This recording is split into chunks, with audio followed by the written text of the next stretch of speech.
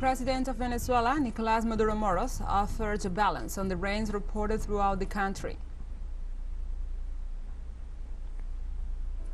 United States President Joe Biden said that the Armageddon is closer than ever since the 1962 missile crisis.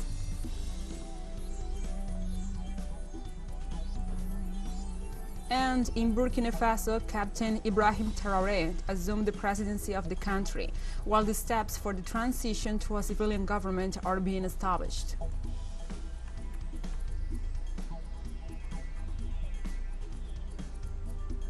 From the headquarters of TeleSUR English in Havana, Cuba, this is From the South. I'm your anchor, Gladys Quesada.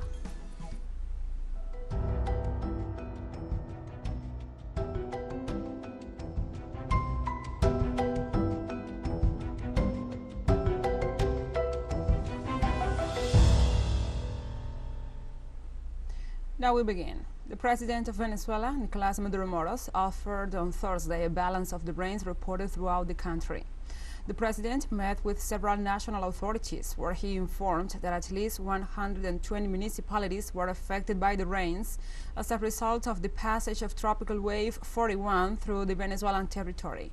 The head of state also indicated that for this year the presence of 65 tropical waves in the country is estimated. Also, President Maduro stated that they will work in the regions affected by the rains.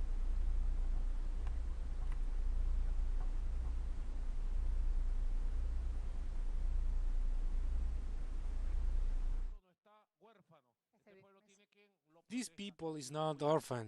This people has someone to protect it, someone to take care of it, someone to support it, someone to love it. This people has a government. This people has a president, governors, mayors, popular and military power.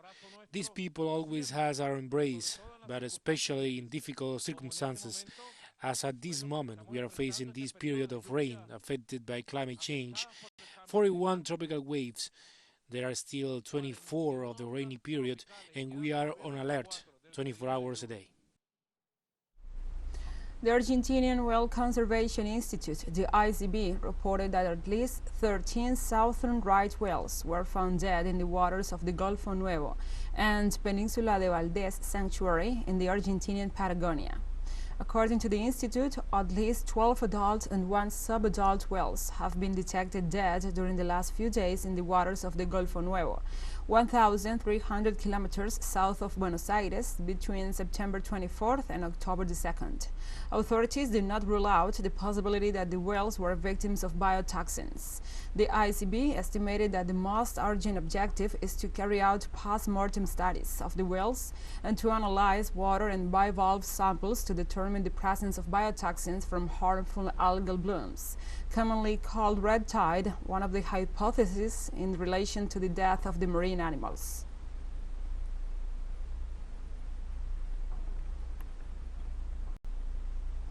And the police in Argentina denounced on Thursday that they arrested 3 men from Peru and 3 from Paraguay with almost half a ton of pure cocaine. Officers confirmed the drug was brought by land from Peru and protected by heavily armed men. They also said that cocaine, after being cut, could supply the populous suburbs of Buenos Aires for about a month. Security Minister of Buenos Aires province, Sergio Berni, stated that the bust is related to a drug cartel from Peru and that Argentine prosecutor Santiago Markovich was exchanging information with Peruvian authorities to aid the investigation.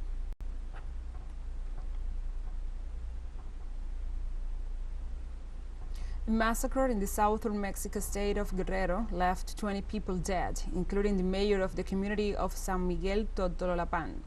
The attack occurred in an area that is vital for the transfer of drugs arriving in the ports of Guerrero on their way to the Mexican capital. According to the authorities, the murders occur in the context of disputes between criminal groups in the region. According to information from the Attorney General's office, there is insufficient evidence to determine who is probably responsible.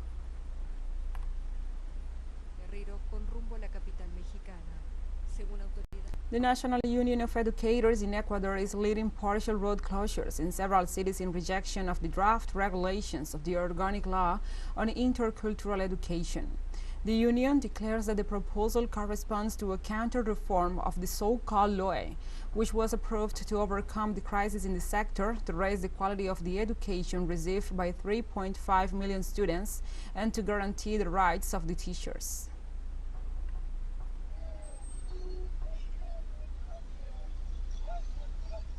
In Uruguay, unions and teachers' associations marched to the Legislative Palace demanding salary and budget improvements for the sector. The protests are taking place as part of a general university strike involving college professors, teachers, and students' associations. The demonstrators reject the education reform promoted by the government of President Luis Lacalle Pou, arguing that it undermines public education. It's been 2 weeks since the conflict between government officials and the education sector began, and yet no agreement has been reached on the proposed budget cuts championed by the executive branch.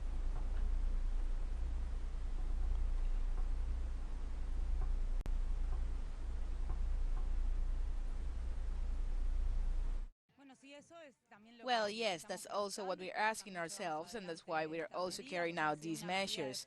Yes, it is a measure of force because it's where we have been taken. We don't know the viability it will have. We don't know how we're going to start next year. We don't know when we will be really consulted and if our opinion will be taken into account. That is, so far it has not happened. That is why we are demanding it. And the Uruguayan House of Representatives approved on Thursday the draft bill that criminalizes and regulates euthanasia after an extensive debate and arduous negotiations that will continue to be discussed in the Senate.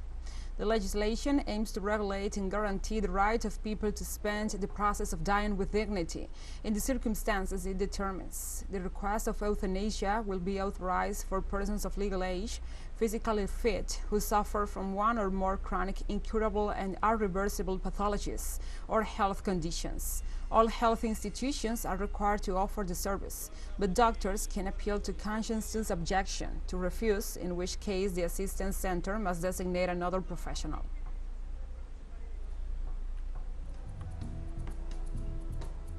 We'll take a short break now, but first, remember you can now follow us on our TikTok account at TeleSUR English, in which you will be able to see news in different formats, news updates, and more. Other stories coming up, stay with us.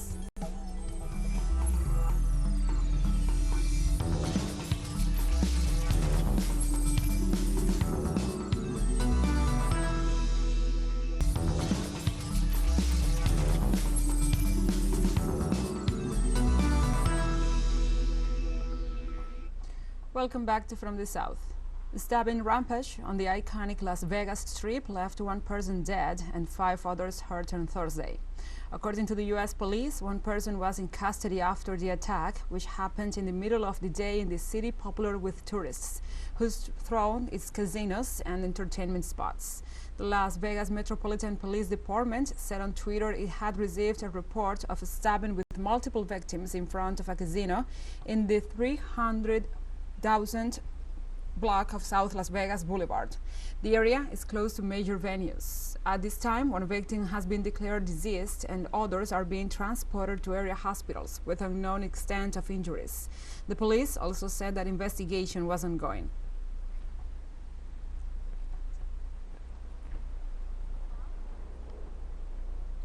The President of the United States, Joe Biden, announced the pardon of several people convicted for possession of cannabis.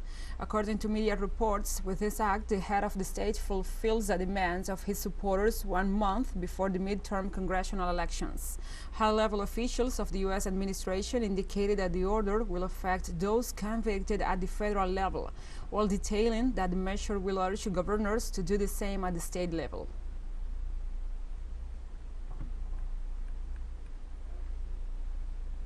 No one should be in jail just for using or possessing marijuana. It's already legal in many states, and criminal records for marijuana possession have led to needless barriers to employment, to housing, to educational opportunities. And that's before you address the racial disparities around who suffers the consequences. While white and black and brown people use marijuana at similar rates, black and brown people are arrested, prosecuted, and convicted at disproportionately higher rates.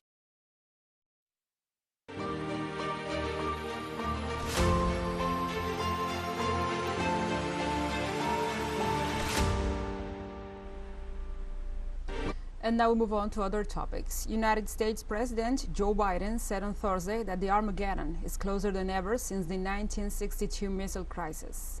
With his statements, the U.S. head of state stressed the nuclear threat is real if things continue to go on as they are, and we end the quote.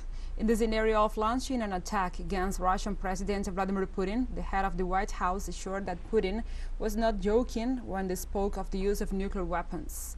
The missile crisis, known as the October Crisis, took place in 1962 when Washington warned that there were 42 missiles with nuclear warheads from the Soviet Union on Cuban territory.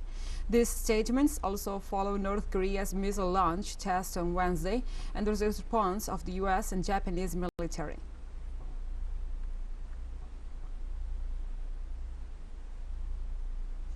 Russian Foreign Minister Sergei Lavrov said on Friday that Kiev is creating risks of using weapons of mass destruction. During his speech at the meeting of the Russian Party's committee, the minister assured that statements such as those made by the President Zelensky about a possible NATO preemptive strike against Russia are proof that Ukraine is creating risks connected with the use of weapons of mass destruction. Pointing to new discoveries of military and biological programs, he reiterated that Moscow cannot remain silent in the face of alarming threats.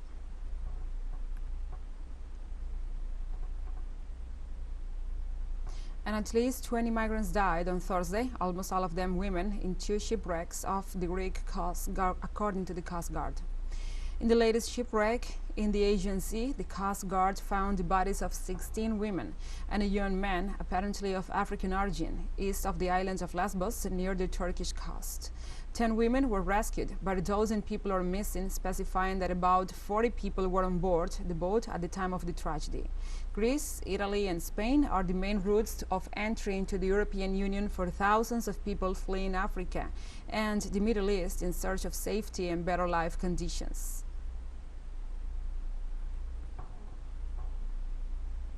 Go to Italy from Turkey.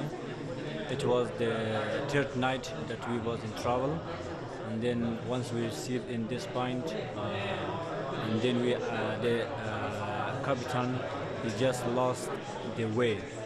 We lost the way, and then we didn't know where we are, so that's why he lost the way, and then he crashed with a stone. He crashed a stone near the pole. So, and then after that, the waves was too much high, about 6 meters. So then the waves brought the ship beside the stones, and then we tried to save our life, but most of our friends, they have died. And we have more news coming up after a final short break, so stay with us.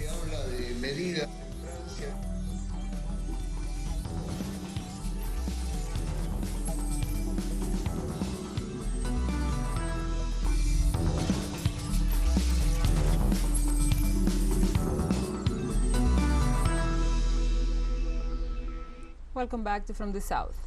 In Burkina Faso, Captain Ibrahim Traoré assumed the presidency of the country while the steps for the transition to a civilian government are being established.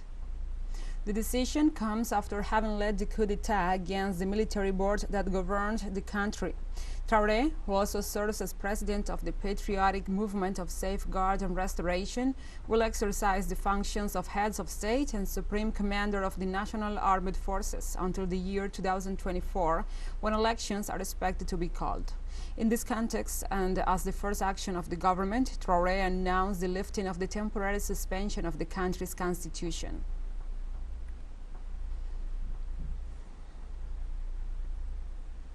And the WHO issued an alert after the Gambia recorded 66 deaths of children, possibly linked to the consumption of 4 varieties of cough and cold syrups from an Indian pharmaceutical corporation. WHO warned that the drugs manufactured by Median Pharmaceuticals could have caused the deaths after it was found that the requirements to guarantee their safety were not met. A laboratory analysis confirmed that the products contain unacceptable amounts of diethylene glycol and ethylene glycol. The WHO warns that the same syrups could be in circulation in other countries. In another case, the Ministry of Health of Gambia orders in September to suspend the use of paracetamol syrup pending the outcome of an investigation after at least 28 children died of renal failure.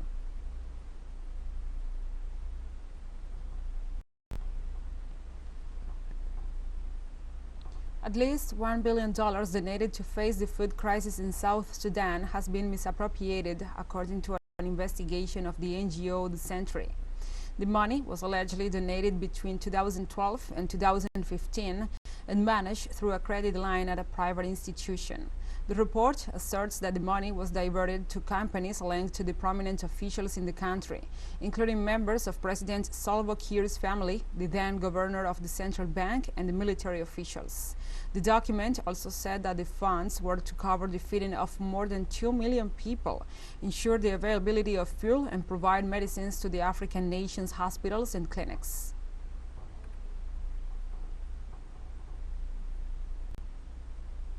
And the women in Ethiopia's embattled Tigray region are dying, suffering pregnancy or within 42 days of giving birth at 5 times the rate before the war, and the children under the 5 are dying at twice the pre-war rate, often because of easily preventable reasons. According to the yet unpublished study shared by its authors with the Associated Press, babies are dying in the first month of life at 4 times the rate before the war cut off access to most medical care for over 5 million people. Almost 2 years have passed since the war started, and Ethiopia's government isolated the Tigray region from the rest of the world, severing basic services such as electricity, phone, internet, and banking. While United Nations-backed investigators last month said all sides, including the Tigray forces, have committed abuses, and the Ethiopian government is using starvation of civilians as a weapon of war.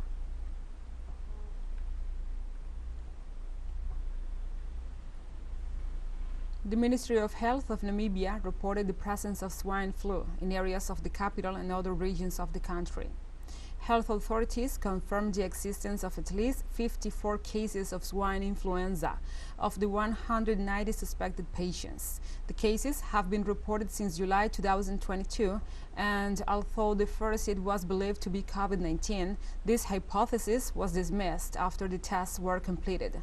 Officials also explained that children, the elderly, and pregnant women are considered high-risk groups for the infection of this respiratory disease.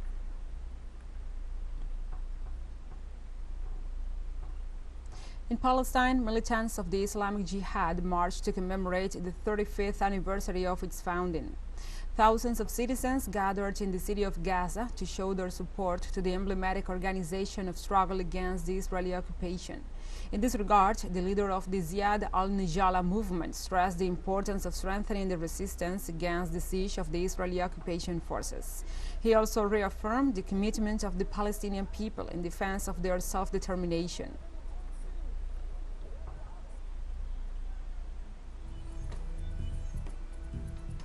And we have come to the end of this news brief. But remember, you can find this and many other stories on our website at telesurenglish.net. And also, if you feel so inclined, please join us on social media for all the latest news. We are on Facebook, Twitter, Instagram, Telegram, and TikTok. For TeleSUR English, I'm your anchor, Gladys Quesada. Thank you for watching.